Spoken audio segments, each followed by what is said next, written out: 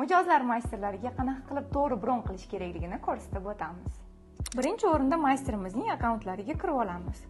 Ko'rib turganingizdek, bu yerda maysteringiz haqida bo'lgan barcha savollarga javob topa olasiz. Endi esa band qilish nuqtasini bosib, o'zimizga kerak bo'lgan xizmatni tanlab olamiz. Misol uchun, svadebniy makiyaj. Bundan so'ngra o'zimiz uchun qulay va mayster uchun bo'sh bo'lgan kunni tanlab olamiz. Maysterning bo'sh soatlari oq rang bilan qayd etilgan. Misol uchun, men 17-iyul soat 13:00 ni tanladim. Endi esa band qilish nuqtasini bosib, maysterga band qilish haqida so'rov yuboramiz.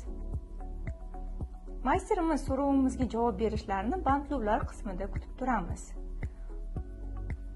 Maysterimiz so'rovimizni qabul qilganlardan so'ng jarayonda degan status qabul qilindi degan statusga o'zgaradi.